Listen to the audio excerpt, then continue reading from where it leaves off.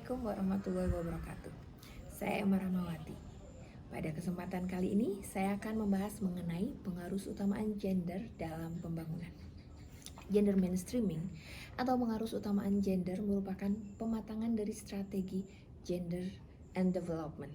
Gender and development sendiri atau biasa kita singkat GAD merupakan respon dari kegagalan pelaksanaan strategi Women in Development yang memfokuskan gerakannya pada perempuan sebagai realitas biologis.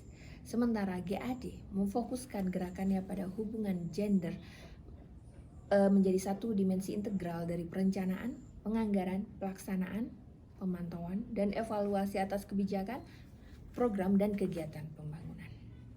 Sebelum PUG, pendekatan pembangunan belum secara khusus mempertimbangkan manfaat pembangunan secara adil terhadap perempuan dan laki-laki, sehingga dipandang turut memberi kontribusi terhadap timbulnya ketidaksetaraan dan ketidakadilan gender. Kesenjangan gender atau disebut juga gender gap berdampak pada permasalahan gender dalam pembangunan. Kesenjangan gender dalam pembangunan ditandai dengan 4 hal. Yang pertama, kesenjangan bidang pendidikan, baik pada akses dan partisipasi, dan masih adanya gender stereotype dalam pemberian peran yang dikotomis atau seksis terhadap keduanya. 2. Masih rendahnya peluang bagi perempuan untuk bekerja dan berusaha. Akses dan peran perempuan di bidang ekonomi, teknologi informasi, pasar, kredit, dan modal kerja juga dirasa masih rendah. Meski sebagian perempuan telah banyak berperan pada sektor ekonomi, tetapi seringkali masih dianggap sebagai pencari nafkah tambahan. Hal ini berakibat pada penghargaan terhadap laki-laki dan perempuan secara tidak setara. Ketiga, kesehatan reproduksi bagi perempuan di Indonesia masih perlu mendapat perhatian khusus. Angka kematian ibu melahirkan masih tinggi. Belum terpenuhinya gizi bagi ibu dan anak, serta kelangsungan hidup anak. Penggunaan alat kontrasepsi aman, dan sebagainya. Belum terwujudnya keseimbangan partisipasi perempuan dalam pengambilan keputusan publik, sehingga kebutuhan gender praktis maupun kebutuhan gender strategis masih belum terpenuhi. Untuk itu, strategi pengaruh utamaan gender dalam pembangunan nasional diharapkan dapat menjadi solusi atas problem kesenjangan gender tersebut. Sebelum lebih lanjut berbicara mengenai PUG, kita bahas dulu sejarah yang melatar belakangi munculnya strategi PUG. Beijing Platform for Action atau BPFA pada konferensi PBB untuk perempuan keempat pada tahun 1995 di Beijing menjadi titik awal dari upaya konkret mengarus utamakan gender dalam kebijakan pembangunan. Sebelumnya, PUG dimasukkan melalui isu-isu kultural karena bertujuan untuk membongkar budaya patriarki sebagai sumber ketidakadilan. Advokasi gender lebih banyak dilakukan dengan menggunakan pendekatan budaya. Target utamanya adalah membongkar budaya patriarki yang sangat kuat yang berdampak pada pola pikir dan perilaku masyarakat. Pendekatan kultural ini dirasa belum cukup memadai dan memiliki banyak kekurangan. Di antaranya dalam 5 hal. Yang pertama, marginalisasi perempuan terus berlanjut. Akses dan peran perempuan dalam sektor produktif masih sangat minim. Jenjang karir belum seimbang. Yang kedua, lambatnya perubahan yang terjadi.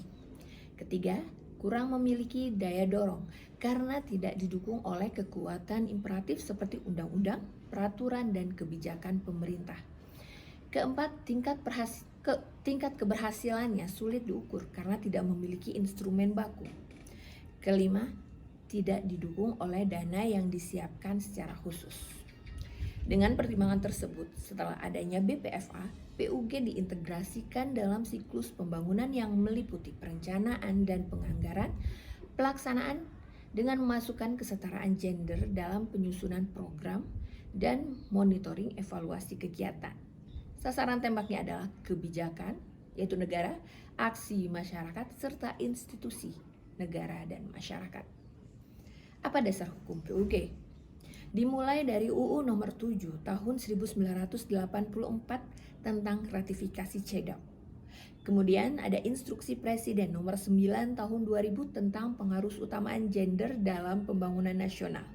Presiden Abdurrahman Wahid pada tanggal 19 Desember 2000 mengeluarkan Instruksi Presiden atau Inpres nomor 9 tahun 2000 tentang pengharusutamaan gender dalam pembangunan nasional.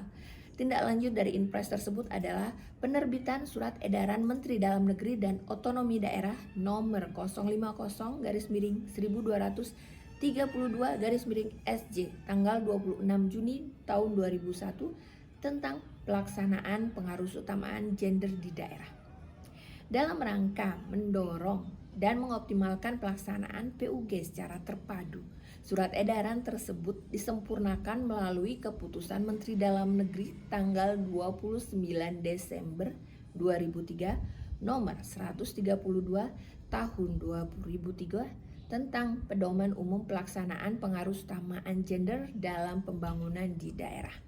Kemudian dikuatkan oleh Peraturan Menteri Dalam Negeri nomor 15 tahun 2008 tentang pedoman umum pelaksanaan pengharusutamaan gender di daerah yang kemudian diperbaharui menjadi Permendagri nomor 67 tahun 2011. Lalu di tahun 2015 ada Perpres nomor 2 tahun 2015 tentang RPJMN 2015 sampai 2019. Apakah isi PUG? Sebagaimana telah dijelaskan di dalam Peraturan Menteri Dalam Negeri nomor 67 tahun 2011 tentang perubahan atas Permendagri nomor 15 tahun 2008 tentang pedoman umum pengharusutamaan gender di daerah, bahwa bab 1 pasal 1 tentang ketentuan umum ada 14 ayat di sini. Dimulai dari ayat pertama, pengharusutamaan gender di daerah yang selanjutnya disebut PUG adalah strategi yang dibangun untuk mengintegrasikan gender menjadi satu dimensi integral dari perencanaan, penyusunan, pelaksanaan, pemantauan dan evaluasi atas kebijakan, program, dan kegiatan pembangunan di daerah. Kedua, gender adalah konsep yang mengacu pada pembedaan peran dan tanggung jawab laki-laki dan perempuan yang terjadi akibat dari dan dapat berubah oleh keadaan sosial dan budaya masyarakat.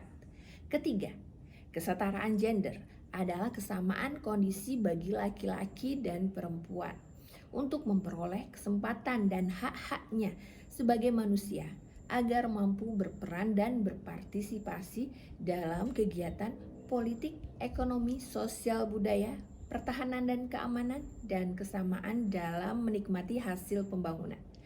Keempat, keadilan gender adalah suatu proses untuk menjadi adil terhadap laki-laki dan perempuan. 5. Analisis gender adalah analisis untuk mengidentifikasi dan memahami pembagian kerja atau peran laki-laki dan perempuan, akses kontrol terhadap sumber daya pembangunan, partisipasi dalam proses pembangunan, dan manfaat yang mereka nikmati. Pola hubungan antara laki-laki dan perempuan yang timpang yang di dalam pelaksanaannya memperhatikan faktor lainnya seperti kelas sosial, ras, dan suku bangsa. Perencanaan berperspektif gender adalah perencanaan untuk mencapai kesetaraan dan keadilan gender yang dilakukan melalui pengintegrasian pengalaman, aspirasi, kebutuhan, potensi, dan penyelesaian permasalahan perempuan dan laki-laki. 7. Anggaran berperspektif gender atau gender budget adalah penggunaan atau pemanfaatan anggaran yang berasal dari berbagai sumber pendanaan untuk mencapai kesetaraan dan keadilan gender. Kemudian ayat 8-12 berisi tentang definisi wilayah pemerintahan daerah. Kemudian ayat 13, focal point PUG. Focal point PUG adalah aparatur SKPD yang mempunyai kemampuan untuk melakukan pengharusutamaan gender di unit kerjanya masing-masing. 14. Kelompok kerja pengharusutamaan gender yang selanjutnya disebut sebagai Pokja PUG adalah wadah konsultasi bagi pelaksana dan penggerak pengharusutamaan gender dari berbagai instansi atau lembaga di daerah. Lebih lanjut, di pasal-pasal berikutnya dijelaskan juga mengenai maksud dan tujuan di bab 2, perencanaan dan pelaksanaan di bab 3, pelaporan, pemantauan, dan evaluasi di bab 4, Bab 5 berisi mengenai pembinaan, bab 6 pendanaan, dan bab 7 ketentuan penutup. Pelaksanaan PUG diinstruksikan kepada seluruh departemen maupun lembaga pemerintahan dan non-departemen di pemerintahan nasional, provinsi maupun di kabupaten atau kota untuk melakukan penyusunan program dalam perencanaan, pelaksanaan, pemantauan, dan evaluasi dengan mempertimbangkan permasalahan kebutuhan, aspirasi perempuan pada pembangunan dalam kebijakan, program atau proyek dan kegiatan. Jadi, sebenarnya dasar hukum untuk pengarus utamaan gender sudah sangat lengkap dan sudah terperinci. Dengan adanya strategi PUG, sebenarnya diharapkan pemerintah dapat bekerja lebih optimal, efisien, efektif, terutama dalam menghasilkan kebijakan publik yang mengacu pada tercapainya kesetaraan dan keadilan gender yang dikenal dengan kebijakan responsif gender. Implementasi PUG dalam pembangunan di Indonesia merupakan langkah konkret, politis, dan sistematis dalam mewujudkan kesetaraan dan keadilan gender.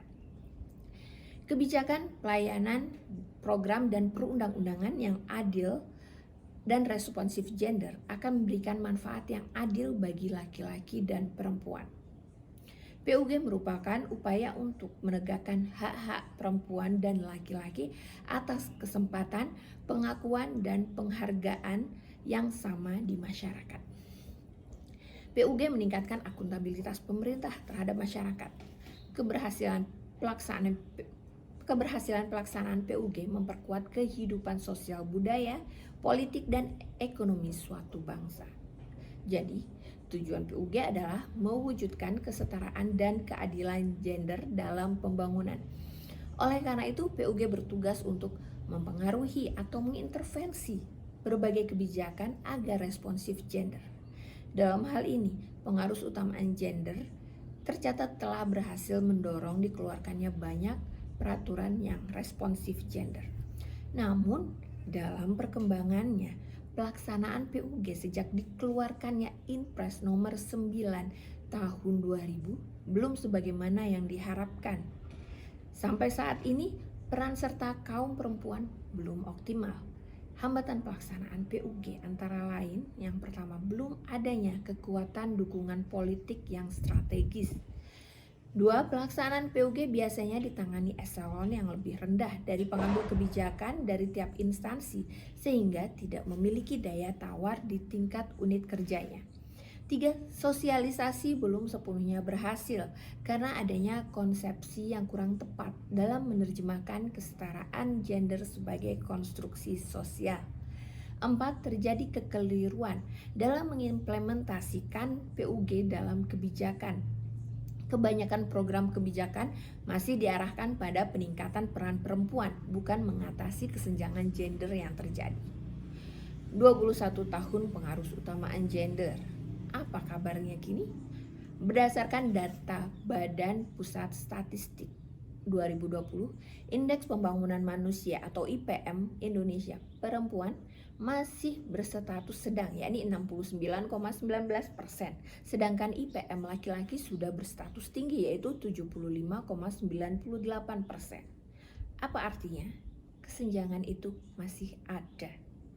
Oleh karena itu, berbagai upaya perlu dilakukan untuk memperkecil kesenjangan gender tersebut. Perlu membuat program prioritas pembangunan, juga perlu dilakukan perencanaan dan penganggaran responsif gender di pusat, daerah, dan desa, termasuk meluruskan makna anggaran responsif gender yang masih banyak disalahartikan. Anggaran responsif gender atau kita singkat ARG seringkali diartikan sebagai alokasi dana 50% untuk laki-laki dan 50% untuk perempuan. Padahal bukan itu yang dimaksud. ARG juga bukan sebagai dasar penambahan dana dan bukan berarti selalu berada dalam program pemberdayaan perempuan. ARG harusnya merupakan anggaran untuk melaksanakan kegiatan-kegiatan dalam upaya mengurangi atau menghilangkan kesenjangan gender, menangani spesifik isu gender, dan untuk melembagakan pengarus utamaan gender. Sekian dari saya, Emma Rahmawati. Terima kasih untuk perhatiannya. Wassalamualaikum warahmatullahi wabarakatuh.